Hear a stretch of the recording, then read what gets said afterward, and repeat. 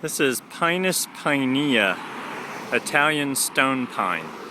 And this is not a tree that most people have the opportunity to use a lot because it gets so large. They have these around the State House in California in Sacramento.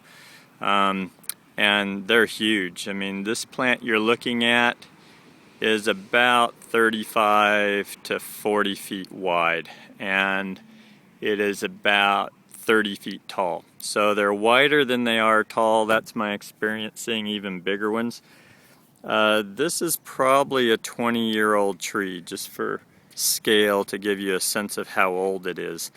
And this is used in the right context, I find. This is a big park. It's got lots of space. There's some other big trees. There's a willow over there. There's a tan bark oak. So it really needs a lot of room. And if you're going to use these, I've also seen them used in Santa Barbara along the street, and they cover the entire street from each side. You just need a lot of room for them. I like the shape. That's probably the most unique feature about this tree, is its rounded form that you see here. Nobody's pruned that. That's just how they grow. They're nice and dense green on top, and as they mature, the growth underneath tends to open up, and they let go of their needles as they don't get enough light underneath. So the structure underneath, when you get these really large, is pretty cool. Because it opens up quite a bit.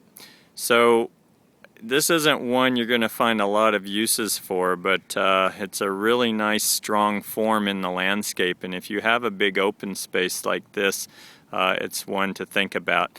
In terms of drought tolerance, this is drought tolerant once it's established. It's deep rooted, and the root system, though, I think you need a lot of space like you see here. The ones I saw in Santa Barbara along the street were doing a real number on the sidewalks in the street, so I wouldn't put this in paved areas if I were using it in that context. I wouldn't do that. I'd give it open space like you see here. And that's what I can tell you about Pinus pinea, Italian stone pine.